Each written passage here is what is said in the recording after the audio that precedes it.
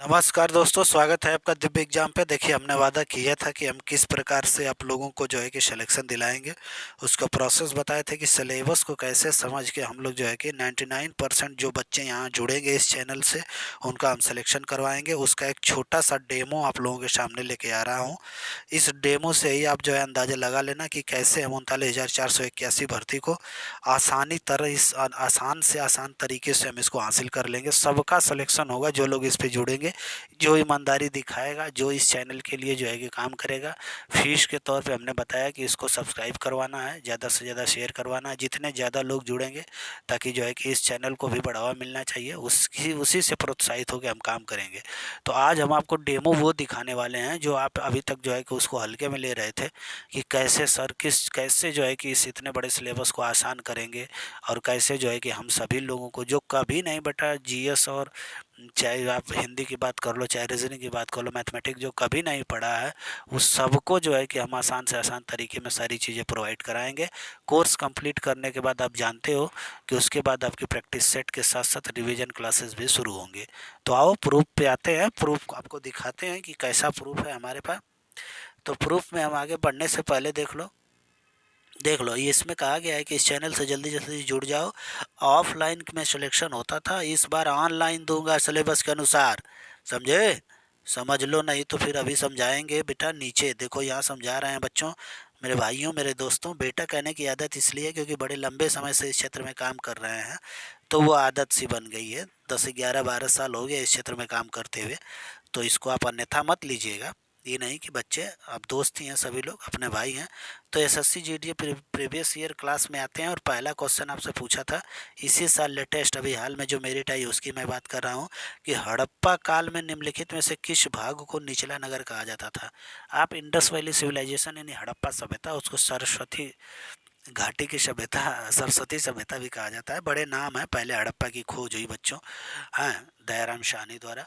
इसकी वजह से 1921 में आप देखेंगे, समझाएंगे कि उनके जो है कि डायरेक्टर कौन थे, मार्शल साहब। तो आपको बताया जाएगा कि हड़प्पा पहले खोजा गया, इसलिए इसका नाम हड़प्पा काल पड़ा। तो उसमें पूछ रहा है ना कि निचला निचला नगर किसे कहा जाता था। तो आसानी से समझने का तरीका क्या है, मेरी वीडियो ऑलरेडी पड़ी हुई है सिंधु घाटी सभ्यता पे, और आ जाएंगी। इसके लिए मैं स्पेशल बनाऊंगा क्योंकि आपकी तैयारी का वादा किया हूँ सिलेक्शन देने के लिए। देखो नगर क्या, ये नगर हुआ ना, एक एक बिल्डिंग मान लो, एक फ्लोर ये है, इसके ऊपर ये दो तल्ला बिल्डिंग है, दो तल यानी से 2 मंजिला ये बिल्डिंग होती थी।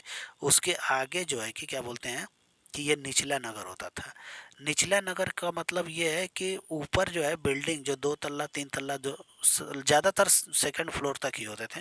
यहाँ पे जो है कि नगर के श्रेष्ठ लोग रहते थे, जिसको आप कह लो कि राजा की श्रेणी में आने वाले बड़े बड़े बिजनेसमैन। हाँ, एक तरह से उस पे जो है कि राजनीतिक प्रभुत्व रखने वाले, जिसका मतलब पावर होता था उस शहर में। उन लोगों का जो है कि ऊपरी नगर में रहते थे, बाकी लोग निचले नगर में। निचले नगर में ज़्यादातर आप जानते हो शिल्पी, कारीगर, छोटे छोटे जो है कि कलाकार, छोटे मजदूर, मजदूर नहीं सॉरी, छोटे कलाकार, बढ़ई, इस तरह से लोग जो है कि निचले नगर में रहते थे। तो निचला नगर किसे कहा जाता था? तो देखो ये ईस्ट यानी पूरब का पार्ट है, ये पश्चिम का पार्ट है बच्चों, ऊपर उत्तर और नीचे दक्षिण होता है। हमने मैपिंग कराई है, बताया है, फिर से बताएंगे, ये अब मैं डेमो दे रहा हूँ। तो ऑप्शन क्या था? उत्तरी, पश्चिमी भाग, पूर्वी भाग। तो किस नगर में, किस क्षेत्र में निचला नगर होता था? तो पूर्वी भाग में होता था। तो जब हम सिंधु घाटी सभ्यता आपको पढ़ाएंगे, तो जो सिंधु घाटी सभ्यता के 7 मेजर नगर हैं, जिनको 7 बड़े नगरों की संज्ञा दी गई है, इम्पोर्टेंट इम्पोर्टेंट, तो उन सारे के बारे में जब हम डिस्कस करेंगे ना, तो बताएंगे कि कौन सा जो है कि नगरों का संरचना कैसी होती थी। नगरों में जो है कि हाँ, पीछे जो पश्चिम वाले भाग में जो दो दो मंजिला होती थी उसमें कौन रहता था, आगे निचला वाला भाग में जो है कि कौन लोग रहते थे। तो निचला नगर जो है कि बच्चों ये हुआ। तो इस तरह से हम समझाते जाएंगे, एक एक टॉपिक को हम कंप्लीट करेंगे, फिर वो कहीं से भी क्वेश्चन पूछेगा हो जाएगा। और जो सिंधु घाटी सभ्यता की वीडियो होगी बच्चों, आपको ज़्यादा 35 से 40 मिनट रहेगा, उसको मैपिंग भी कराएंगे आपसे, जो है कि सारी चीज़ें करवाएंगे, फिर हम उस पर आपसे क्वेश्चन भी पूछेंगे, सारे बच्चे बताएंगे, उसमें ट्रिक भी बताया जाएगा। ज़्यादा टेंशन लेने की ज़रूरत नहीं, याद करवाने की भी जिम्मेदारी हमारी ही होगी। इसको ज़्यादा जो है कि आप जो है कि ज़्यादा सर पे बोझ ना लें, तैयारी करवा रहे हैं तो उसको मुकम्मल भी करेंगे, टेंशन नहीं लेना है। दूसरा क्वेश्चन था कि भारतीय संविधान के किस अनुच्छेद में नियंत्रक एवं महालेखा परीक्षक के बारे में बात की गई है। देखो, भारतीय संविधान में जो कॉन्स्टिट्यूशनल यानी संवैधानिक पदाधिकारी हैं, भारत के संविधान में सबसे बड़ा संवैधानिक पदाधिकारी राष्ट्रपति होता है। तो राष्ट्रपति के बारे में उससे रिलेटेड अनुच्छेद दिए हुए हैं। आप जानते हैं 54-55 में स्टार्ट करते हैं, भाग 5 जब शुरू करते हैं सरकार के बारे में, भाग 6 में राज्य सरकार के बारे में बात किया है। तो पदाधिकारियों की जब सीरीज शुरू होगी बच्चों ना, तो उसमें राष्ट्रपति आएगा, प्रधानमंत्री आएगा, सारी चीज़ें आएंगी। उसमें सीएजी भी आएगा, जिसको नियंत्रक एवं मालिका परीक्षक कहा गया है। उसका अनुच्छेद 148 है, 148। तो ये पदाधिकारियों के कुछ इंपॉर्टेंट अनुच्छेद हम देख लेंगे, ठीक है। इस टॉपिक को क्लियर कर देंगे तो इस टॉपिक से रिलेटेड जो है कि कोई भी क्वेश्चन होगा आप आसानी से कर लोगे। मेजर में इंपॉर्टेंट आपको अनुच्छेद बता दिए जाएंगे, ठीक है। फंडामेंटल राइट हो, चाहे ड्यूटी हो, चाहे डीपीएसपी हो, कुछ भी हो, उसके बारे में हम बात करेंगे, आसान तरीके से करके दिखाएंगे। तीसरा क्वेश्चन आपसे पूछा था, इंटरनेट के माध्यम से वस्तुओं के खरीद बिक्री के प्रावधान को क्या कहा जाता है। आज दुनिया इंटरनेट की हो गई बच्चों, सबके हाथ में मोबाइल है और सबके हाथ में इंटरनेट है। इंटरनेट एक ऐसी चीज़ है कि पूरी दुनिया को जो है ना कि केंद्रीकृत करती है। मान लो कि पूरी दुनिया आपके मुट्ठी में टाइप हो जाती है। आप बैठे बैठे जो है कि अमेरिका के किसी स्कूल की क्लास चल रही है तो वहाँ से आप उसको देख सकते हो, ऑनलाइन देख सकते हो। ऐसी व्यवस्था है यदि आपका एडमिशन हो तो, ठीक है। अमेरिका की जो चीज़ एक्टिविटी हो रही है आप अपने घर पे बैठो देखते हो। दुनिया को छोटा इसने बनाया है। तो आप बताओ कि इंटरनेट के माध्यम से जो आप वस्तु को और खरीदते बेचते हैं, जैसे आपने फ्लिपकार्ट का यूज़ किया होगा, अमेज़ॉन का यूज़ किया होगा, मीशो चल रहा है। तो जब से बेटा जियो दे दनादन आया है ना, तब से ये ई कॉमर्स कंपनियां जो है बहुत तेज़ी से ग्रो की हैं इंडिया में। ई कॉमर्स का मतलब होता है इलेक्ट्रॉनिक कॉमर्शियल चीज़ें। कॉमर्स का मतलब बेटा व्यापार होता है, समझ रहे हो। व्यापार का मतलब है कि कोई चीज़ आप किसी भी चीज़ को मार्केट से खरीद बेच रहे हैं तो उसको व्यापारिक व्यापारिक गतिविधि कहा जाता है। आप कुछ भी खरीद अगर बेच रहे हो तो आप व्यापारी के अंतर्गत आओगे। अगर आप सब्जी भी अपने खेत से उगा के बेच रहे हो तो उस समय आप व्यापारी हो, हालांकि उगाने के समय आप किसान हो।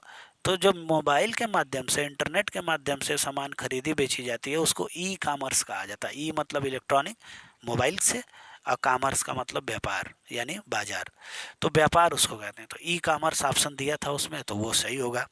देखो, इस तरह से हम बताएंगे आपको, एकदम पूरे सिलेबस को तोड़ेंगे, उसको आसान बनाएंगे, फिर ऐसा व्यू देंगे, बहुत सारे एग्जाम्पल लेंगे। ये सारी बातें हम आपको जो है कि करके दिखाने वाले हैं। चौथा क्वेश्चन, अच्छा देखो एक चीज़ और बता दो, कहीं मिलेगा नहीं, चाहे आप कितना हो बड़े यूट्यूब चैनल पर जाओ, क्योंकि ये रिसर्च है बच्चों। पिछले 10-11 साल से इन क्षेत्रों में काम करते हुए मुझे इस बात की जो है कि एक तरह से बड़ा हर्ष होता है कि हमने इतना दिन काम किया है, उसका आज जो है कि आज आप लोगों को, जो हमारे दोस्त होंगे, भाई बंधु होंगे, जो हमसे जुड़ोंगे, वो फ्री ऑफ कॉस्ट इसका जो है कि फ़ायदा उठा के ले जाने वाले हैं।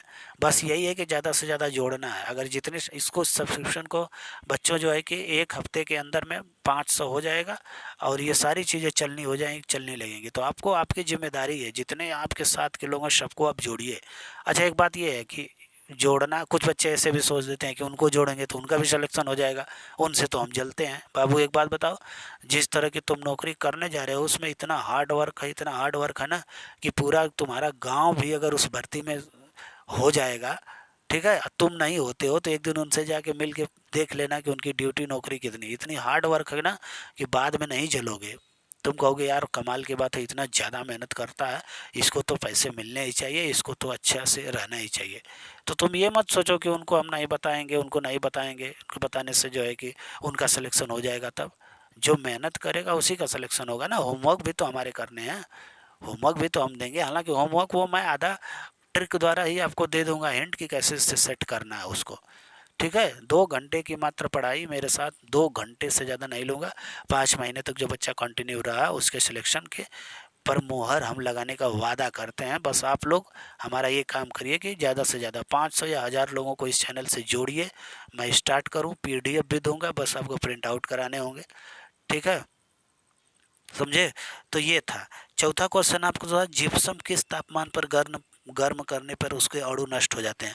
जिप्सम के बारे में मैं बात कर लूँ, कोई भी पदार्थ है उसको किस टेम्परेचर पे आप गर्म करेंगे, तो उसमें ना जानते हो ऑप्शन जो दिया था ना बच्चों, वो दिया था केल्विन में। आप जान लो तापमान के मेजर करने के 2-3 फार्मूले हैं, 2-3 जो है कि उसके जो है कि क्या बोला जाता है यूनिट हैं, इकाई हैं। जैसे एक सेंटीग्रेड में तुम लोग करते हो, एक फ़ारेनहाइट का नाम सुने हो, हाँ एक केल्विन का नाम सुने हो, तो केल्विन दिया था। ठीक है, तो केल्विन में दिया था, तो उसमें दिया था शायद जो है कि 373 केल्विन समथिंग। ठीक है, 273 से 373, 373 केल्विन तक।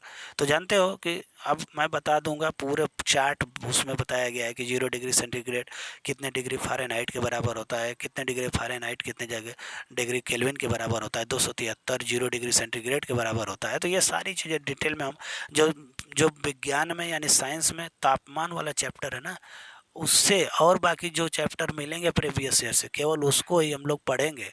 कम से कम सिलेबस में देने वाला हूँ, समझे। इधर उधर मत देखो, ध्यान से सुनते रहो, कंटिन्यू सुनो। 2 मिनट की और लेक्चर है, उसके बाद फिर क्लोज करूँगा, कंक्लूड करूँगा। ठीक है, तो अब बात यहाँ तक पहुँच गई है कि अब हम लोग देखो, तो जिप्सम तो वो आसानी से हो सकता है, इसमें कोई जो बड़ी प्रॉब्लम है नहीं। साइंस भी मैं आपको अपने ही लैंग्वेज में समझाऊंगा, वही देहाती लैंग्वेज होगी जिसमें आप समझते हो, जिसमें आपको जो है कि अच्छा एक चीज़ और है, तापमान का मतलब ये है कि आप कभी कभी डॉक्टर के पास जाते हो, कोई अच्छा गांव में किसी से मिलोगे, भाई बुखार आया क्या, कहेगा 100 डिग्री सेंटीग्रेड का बुखार आया। अरे गधा, सेंटीग्रेड 100 डिग्री का बुखार का मतलब समझ रहे हो, बॉइलिंग पॉइंट है, मर जाएगा आदमी।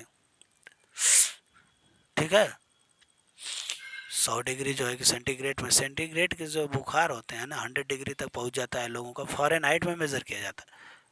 सेंटीग्रेड में तो आप समझ लो 37-38 होते होते आदमी की जान निकल जाएगी। अरे भैया, सामान्य तापमान से 2-3 डिग्री मैक्सिमम आप झेल सकते हो। ठीक है, तो लोग डिग्री में बताते हैं, जबकि वो जो है कि फ़ारेनहाइट में होता है। अब आएंगे निचला क्वेश्चन, लास्ट वाला क्या है कि कौन सी कोशिका अपशिष्ट निपटान प्रणाली को संचालित करती है, यानी सेल हमको पढ़ना है, कोशिका पढ़ना है। इसमें ऑप्शन दिया था लाइसोसोम, माइट्रोकॉन्ड्रिया, माइट्रोकॉन्ड्रिया दिया था, लाइसोसोम सोम दिया था, गोल्जी करके एक और दिया था।